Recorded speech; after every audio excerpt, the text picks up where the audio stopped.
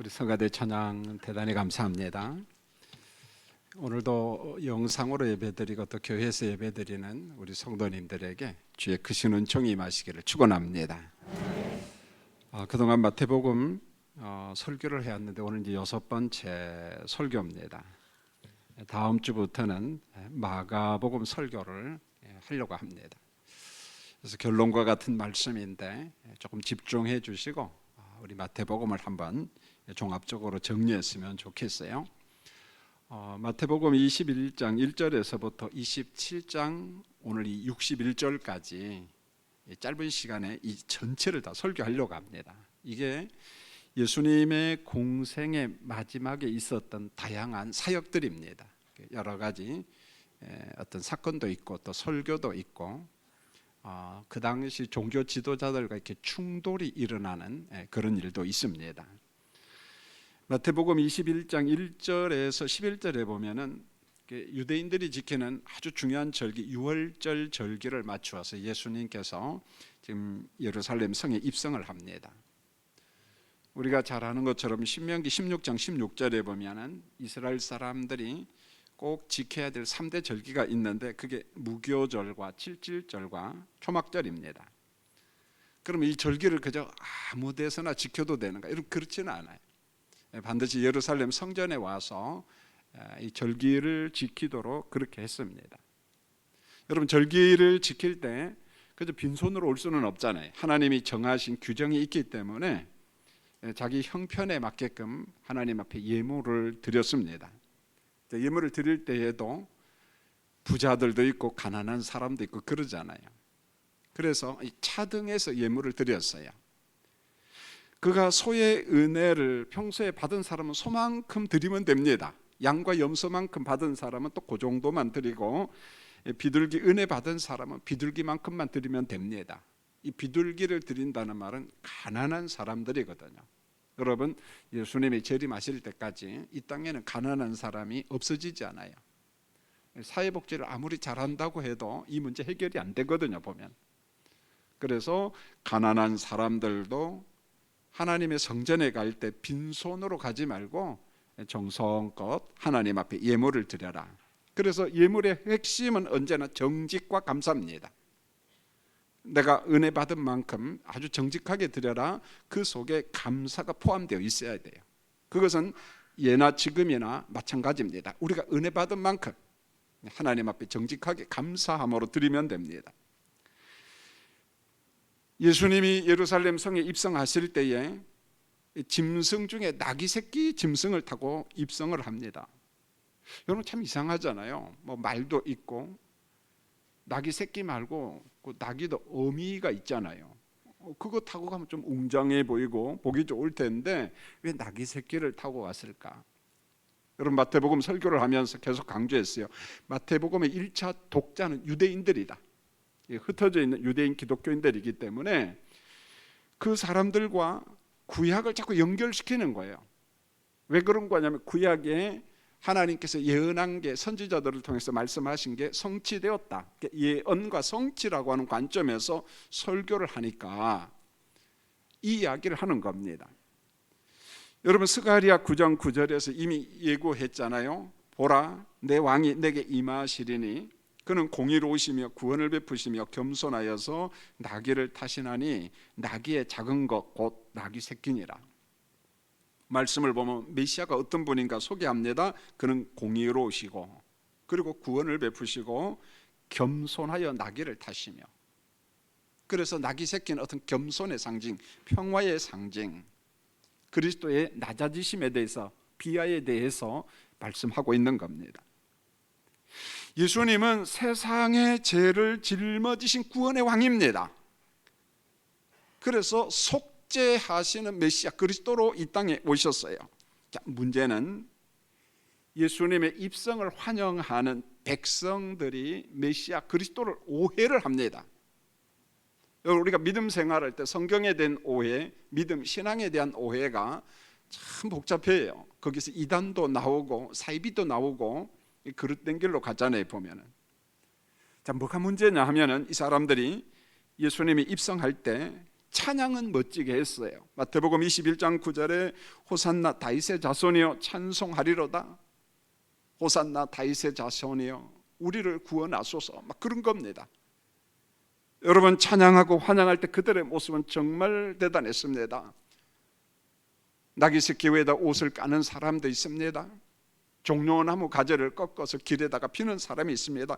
그리고 막 환영을 합니다. 그런데 환영할 때 그들의 마음이 세상 죄를 지신 메시아 그리스도로 환영한 것이 아니라 바로 이겁니다.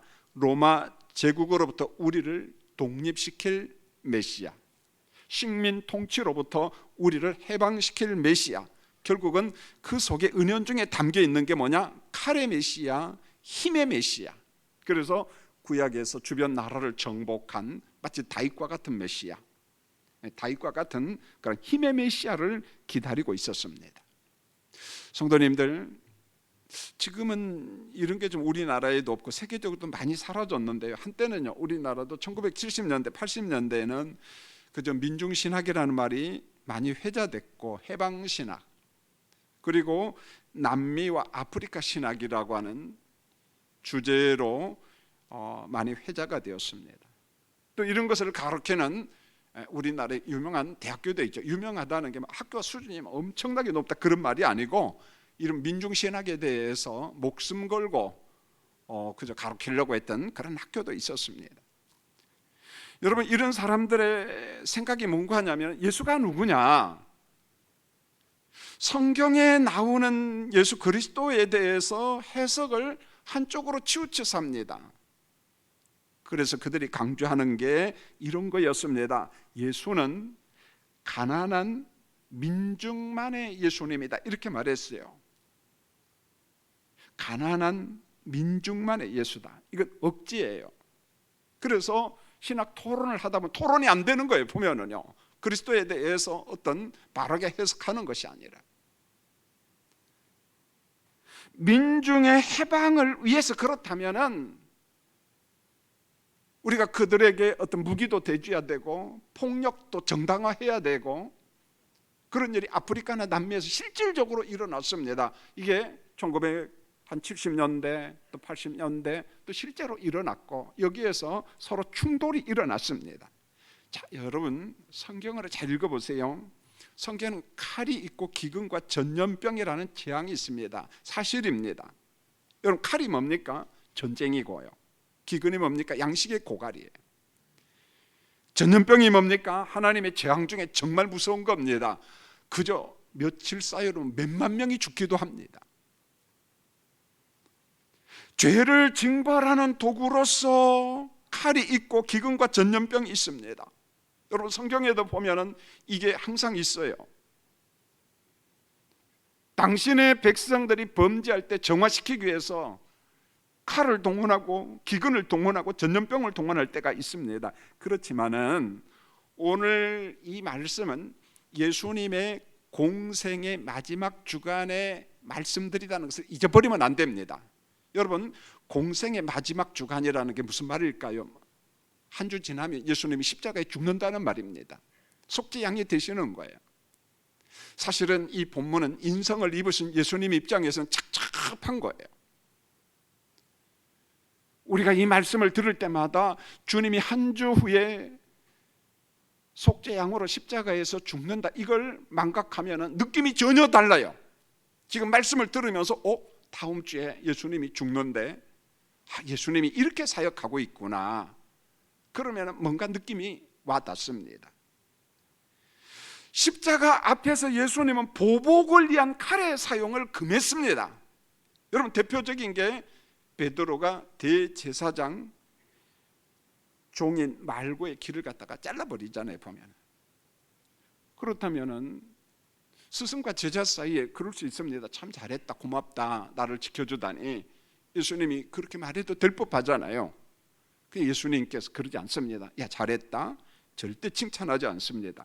마태복음 26장 52절에 보면은 이에 예수께서 이르시되 내 칼을 도로 칼집에 꽂아라. 그 칼 빨리 꽂으라는 거예요. 칼을 가지는 자는 다 칼로 망한다.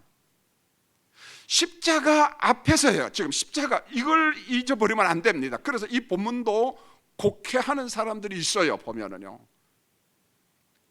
자, 십자가 앞에서 보복이라고는 감정을 절제하라, 칼을 거두라, 칼을 칼집에다 꽂으라, 그렇게 이야기합니다. 자, 여기에서 우리 성도님들이 오해하지 마십시오. 조심해야 됩니다. 하나님의 정의, 공의를 꽂으라, 그런 말 아닙니다. 여러분요, 하나님의 공의, 정의를 제거한 게 아니에요. 성경 전체 속에서 보세요. 하나님은 교회를 주신 것처럼 가장 보편 은혜로 국가를 주셨어요. 국가는 권력자입니다. 거기에는 칼이 있습니다. 이때 국가 권력의 칼은 뭡니까? 선한 자는 지켜주라, 그러나 악한 자는 체벌하라, 징벌하라. 악한 자가 날뛰지 못하도록.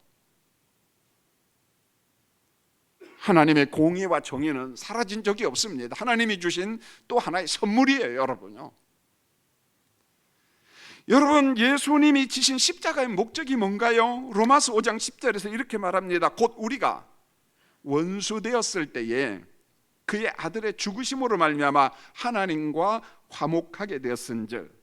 십자가 앞에서 예수님은 말씀합니다. 베드로야, 칼을 거두어라. 예수님은 세상 죄를 속죄하시는 화목의 주님이시다는 거예요. 화목케 하시기 위해서. 여러분, 죄 때문에 하나님과 우리 사이에 원수가 됐어요. 막힌 담이 있습니다. 십자가로 그것을 전부 다 허물어 버렸어요. 화목의 예수님이십니다. 여러분, 예수님의 공생의 마지막 주간의 특징이 뭡니까? 십자가를 눈앞에 두고 사랑하는 제자들에게 천국 백성의 삶을 가르치고 있습니다. 여러분, 예수님의 공생의 초기 사역에 그 유명한 산상교훈이 있잖아요. 산상교훈의 분위기를 보세요. 산상에서 혹은 평지에서 제자들에게 설교를 합니다. 이렇게 하라, 저렇게 하라. 그런데 오늘 이 말씀을 보세요. 그런 평화스러운 건 아니에요. 충돌이 막 일어나고 있습니다. 다툼이 있습니다. 분쟁이 있습니다. 그런데 내용은 똑같아요. 제자 돕니다. 하나님의 말씀을 회복하고 있는 거예요. 전통이냐 계명이냐, 장로들의 유전이냐 하나님의 말씀이냐.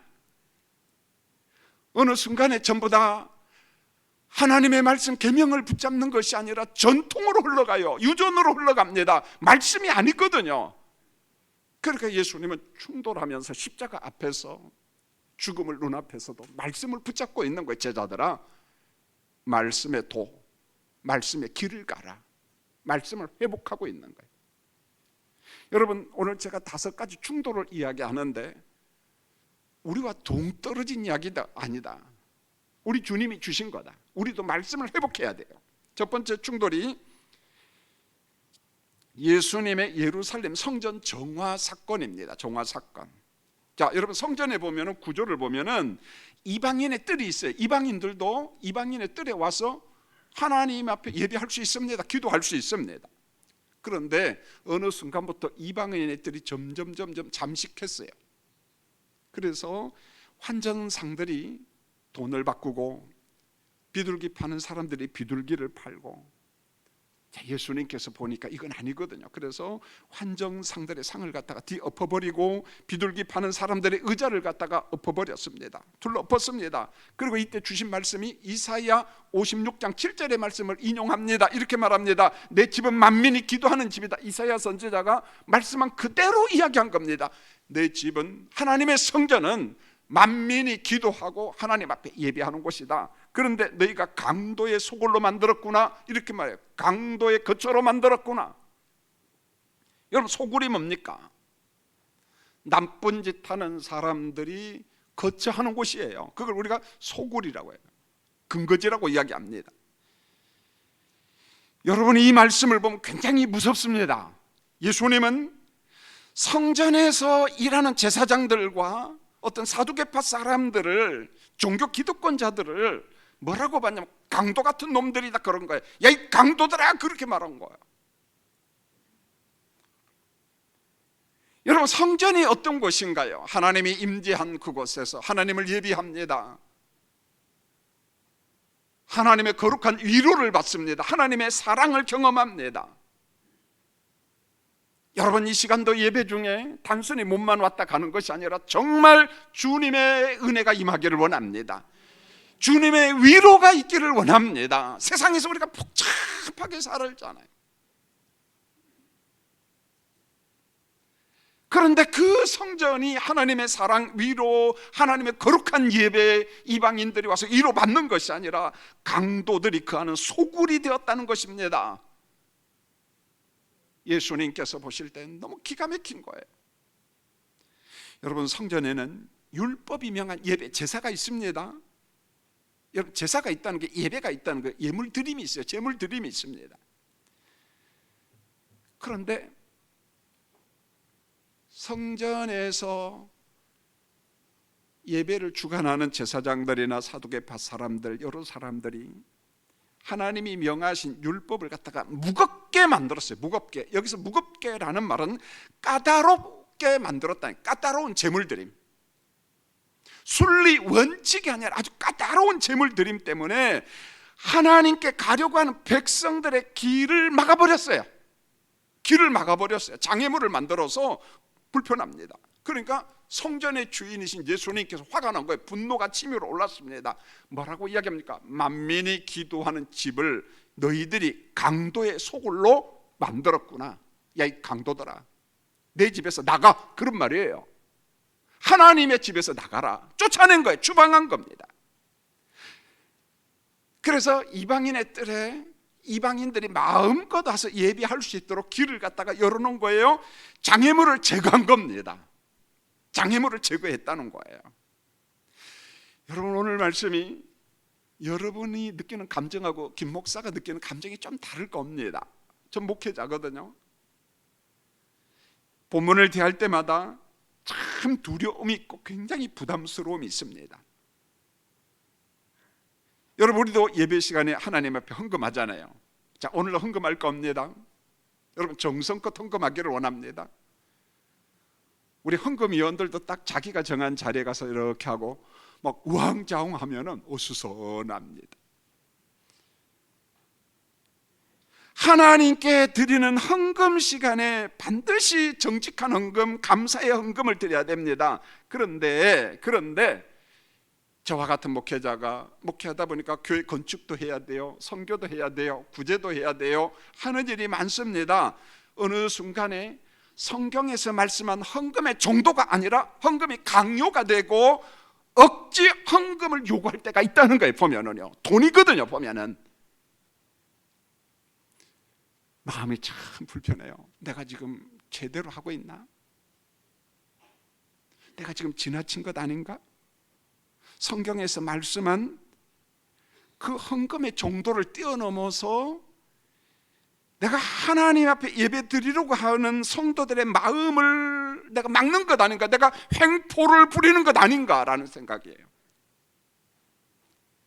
대형 교회 600억, 1000억씩 들여서 건축한 교회 비난하고 싶지 않아요. 하나님께서 그렇게 해주셨기 때문에 가능합니다. 그런데 한편으로는 아쉬움이 있어요. 얼마나 큰 출혈이 있었을까라는 생각이에요. 좋다고 했지만은 그 속에 내가 성경에서 벗어난 것 아닌가라는 그런 것, 그게 아마 은퇴하고 고요하게 묵상할 때마다 많은 근심이 생길 것 같아요. 나쁜 전통이 자리 잡아요. 그러고 난 다음에 성도들의 마음에 상처를 줍니다. 하나님 앞에 나오는 걸 막아버릴 때가 있다는 것입니다.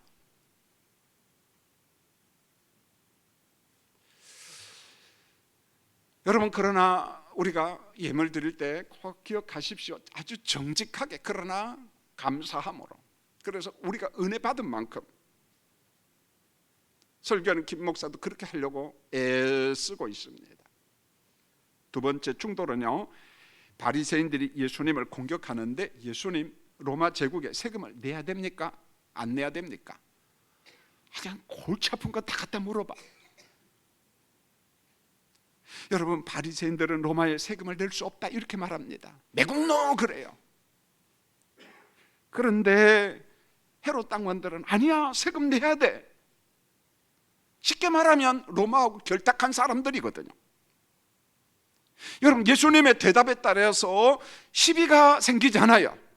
여러분, 로마의 세금을 내자 하면 바리새인들이 시비 걸 것이고, 세금을 내지 맙시다 그러면 헤롯 땅이 시비를 걸 것이고, 예수님 압니다, 그들의 노림수를.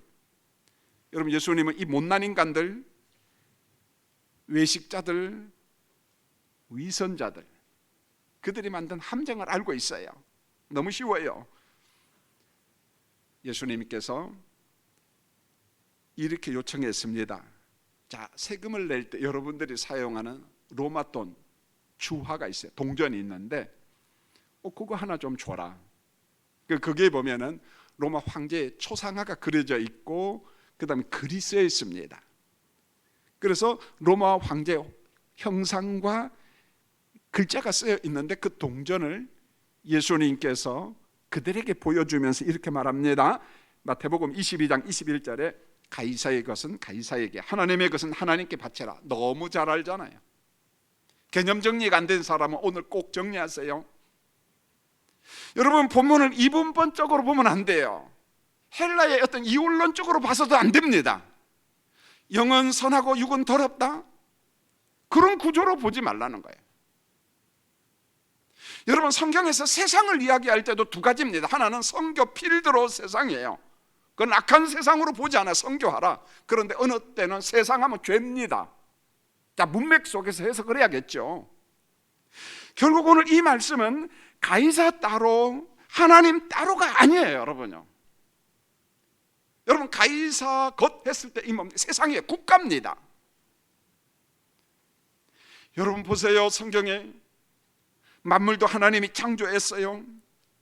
인간도 하나님이 지으셨습니다. 인간 나라의 국경성 경계를 정하신 분도 하나님이에요. 놀라운 섭리죠. 큰 나라도 있어요, 작은 나라도 있습니다. 전 세계를 보세요. 인구가 10만 명도 안 되는 작은 나라도 있습니다. 나라예요. 대통령이 있습니다. 그런데 그런 국가 경계선도 하나님이 개입했다는 거예요. 하나님의 섭리예요. 그러므로 큰 나라가 작은 나라를 무대포로 공격하면 안 돼요. 하나님께서 싫어합니다. 하나님이 개입한다는 거예요. 여러분, 창세기 1장 27절에 보면 하나님이 자기 형상 곧 하나님의 형상대로 사람을 창조하시되, 인간론에 대해서 성경은 명확하게 이야기합니다. 사람 속에서 하나님을 보라는 거예요. 하나님의 성품, 하나님의 인격이 그 사람 안에 있다는 거예요. 이게 기본적으로 사람을 보는 눈이에요. 차별하지 말라는 거죠. 여러분, 사람은 기본적으로 땅에 살아요. 땅. 내가 땅에 산다는 말은 내가 속한 국가가 있다는 거예요. 내가 속한 지역이 있습니다. 그래서 우리는 땅에서 일정 소득을 올려요. 그러면은 그 일정 소득에 대한 소득세를 내라는 거예요. 일반 은총 영역 속에서 자신이 속한 나라, 내가 속한 지방에. 여러분, 지방세가 그래서 있는 겁니다. 미국 보니까 주세가 다 달라요. 어떤 주는 많고 어떤 주는 없고, 기름값이 달라요. 어떤 주는 기름값이 비싸요. 왜요? 지방세가 많아. 텍사스주 같은 거는 기름이 많이 나니까 기름값 세금 없어 보면은요.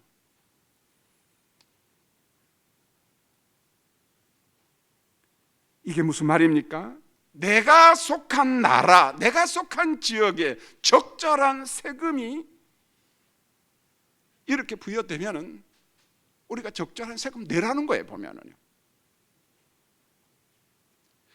반면에 그러면 성도는 누구냐? 우리의 신분을 이야기합니다. 이걸 하나님 나라 백성의 정체성이라고 해도 상관없습니다. 자, 성도는 우리가 세상에 살고 있지만은 하나님께 속한 자다, 이렇게 말합니다, 성경은. 그러므로 구원받은 성도들은 하나님의 것을 하나님께 드려라, 이렇게 말합니다. 여러분, 우리가 헌금을 드릴 때마다 그 마음을 가졌으면 합니다. 그래, 난 하나님께 속한 사람이야 라는 이 즐거운 마음, 행복한 마음, 그 마음을 가지셨으면 합니다. 그러나 본문을 해석할 때 조심하세요. 본문의 방점, 핵심은 가이사가 아니에요. 하나님입니다. 여러분, 만물을 하나님이 지으셨어요. 세상도 하나님의 것입니다. 국가도 하나님의 것입니다. 사람도 모든 것이 하나님의 것입니다. 하나님의 전체 창조 속에서 로마 제국은 정말 보잘것없는 나라거든요. 왜요? 지구 자체가 얼마 안 돼요, 여러분. 그러므로 로마도 가이사도 하나님께 속했고 하나님의 것이고 대한민국도 하나님의 것이고 하나님이 통치하시고 모두 다 하나님의 피조물이에요. 가이사의 것은 가이사, 하나님의 것은 하나님의 것 했을 때 방점 핵심이 하나님이라는 거예요. 하나님께 속해 있다는 거예요, 전부 다. 여러분, 세금을 내실 때 어떤 마음입니까? 헌금하실 때 어떤가요? 제 마음은 이렇습니다.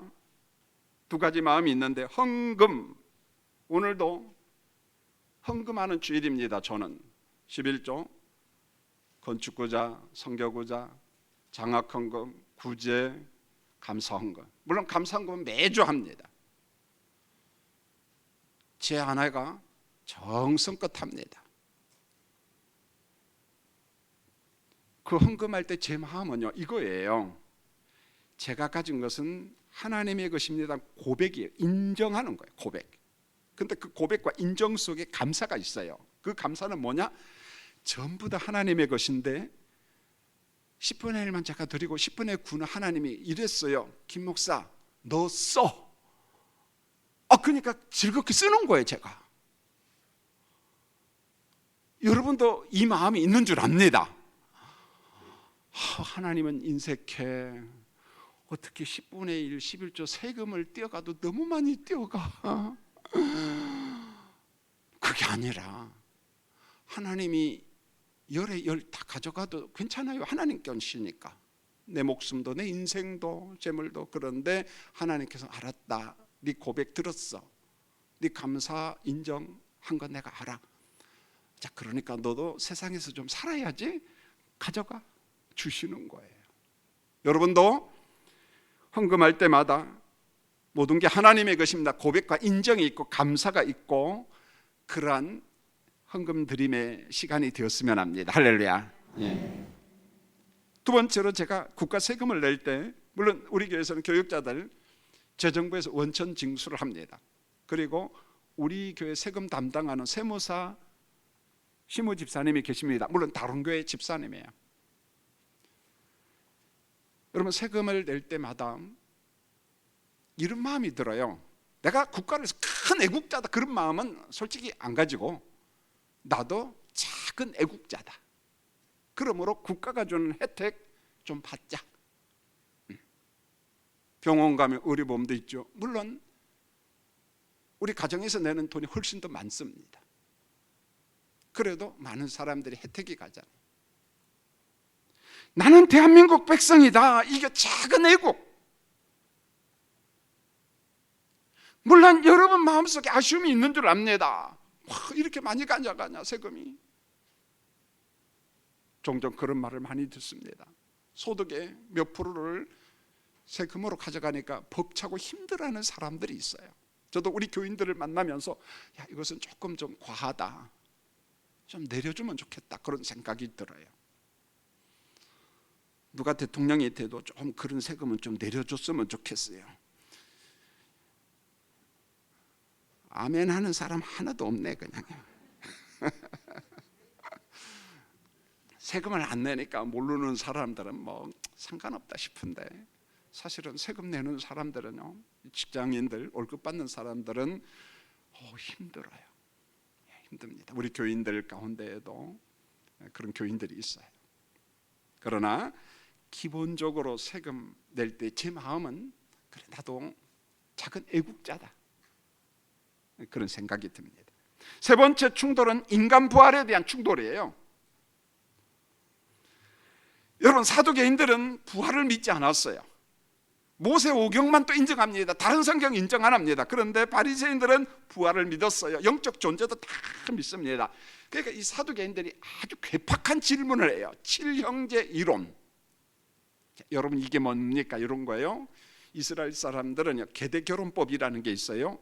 그 씨앗, 그러니까 자손을 이어줘야 돼요. 형제 7명이 살고 있습니다. 제일 큰 형님이 결혼을 했어요. 그런데 형수님이 일찍 죽었네.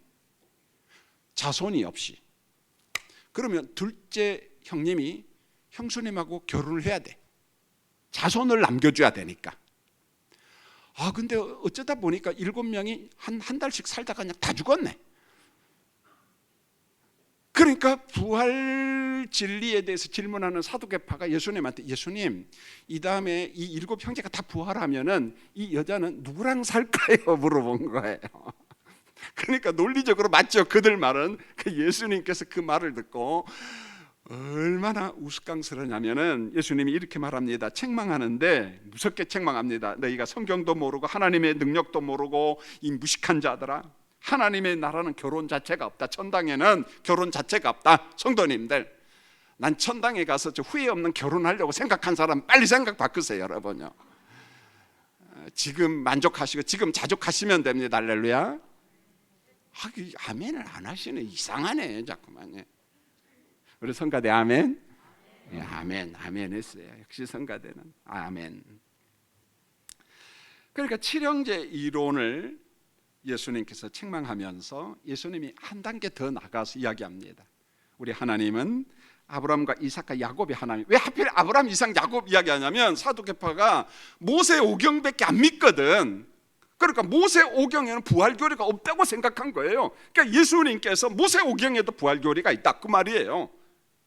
그런데 보세요, 예수님이 아브라함과 이삭과 야곱의 하나님 이야기하면서 하나님은 산자의 하나님, 죽은 자의 하나님이 아니다 그렇게 이야기했거든요. 이 논리 모순처럼 보여요. 여러분 한번 물어보겠어요? 역사 속에서 아브라함 살았나요? 죽었나요? 두 사람만 이야기하고 여기는 몰라. 아브라함, 이삭, 야곱 다 성경에 보니까 장례식 치렀어요. 죽었어요. 무덤에 장사 지냈어요. 그런데 하나님께서, 예수님이 아브라함, 이삭, 야곱 죽었다 살았다, 살았다고 이야기합니다. 말이 안 되잖아요. 이게 무슨 말입니까?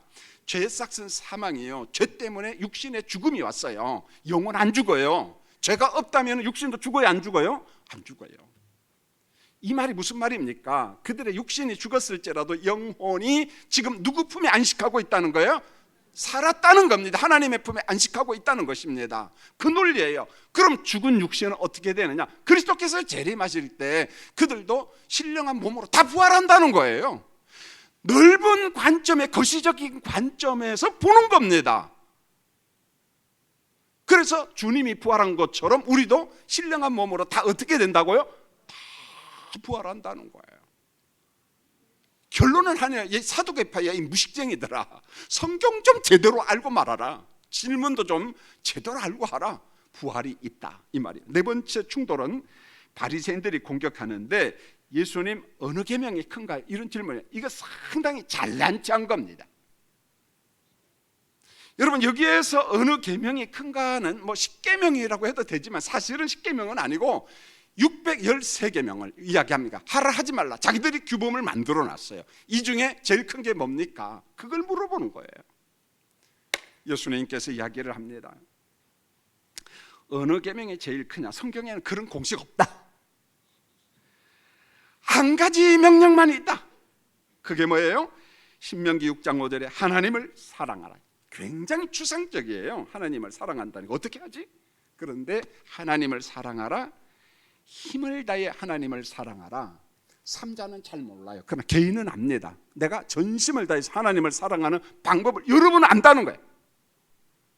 지금도 이 시간에 하나님을 전심으로 사랑하고 전심으로 예배드리는 사람은 머리가 지금 복잡하지 않아요. 오로지 설교만 집중합니다. 할렐루야. 양심에 가책되는 사람 좀 있는가 봐 보니까 막 복잡하고 전심을 다해서. 두 번째로 레위기 19장 18절 이웃을 사랑하라 그랬는데 이웃을 또 어떻게 사랑해? 이렇게 말합니다. 내 자신을 사랑하는 것처럼 이웃을 사랑하라. 이게요 이런 겁니다. 내가 내 몸을 사랑해요. 내가 내 몸을 아낍니다. 그렇게 이웃을 아껴주고 그렇게 이웃을 사랑하라 그런 말이에요. 그게 사랑이라는 거예요. 전심을 다해서 내가 내 몸을 사랑하듯이. 성경에는 하나님 사랑, 이웃 사랑 한 주제만 있지 613개 중에 무엇이 제일 크냐?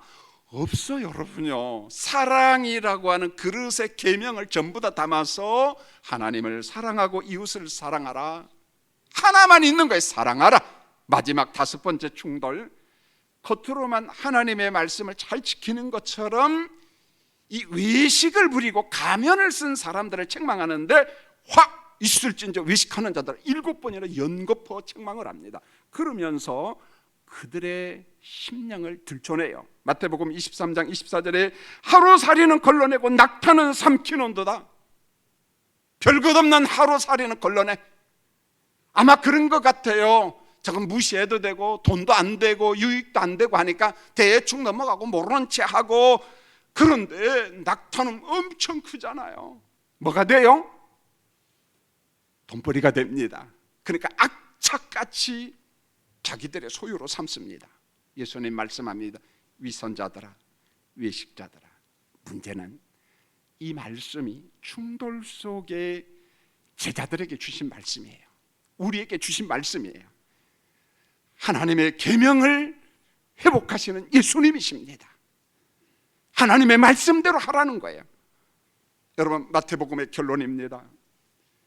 하나님의 계명엔 큰 것도 없고 작은 것도 없어요. 하나만 있습니다. 따라하겠습니다. 하나님을 사랑하라. 이웃을 사랑하라. 그게 전부예요, 여러분. 그게 전부입니다. 그걸 벗어나면 위선이고 외식이고 교만이고 그렇다는 거예요. 여러분, 우리의 믿음과 신앙, 감사, 사랑, 충성이 병들지 않고 늘 건강하게 하나님을 사랑하고 이웃을 사랑하는 우리 사랑하는 성도들이 되시기를 예수님의 이름으로 축원합니다. 기도합니다. 하나님 감사합니다. 6주간에 걸쳐서 마태복음 설교를 마쳤습니다. 미흡하고 부족하지만은 설교할 수 있는 은혜 주시고 들을 수 있는 기회 주신 것을 감사합니다. 들을 귀 있는 자는 들으라 말씀했어요. 우리의 영적인 눈과 귀가 열려서 성령이 깨닫게 하시는 말씀을 종이 전한 설교보다도 더 많이 깨닫도록 성령이여 예배 시간마다 설교 시간마다 은혜 주시옵소서. 성도들의 심령 안에 감동이 있게 하여 주시옵소서. 예수님의 이름으로 기도합니다. 아멘.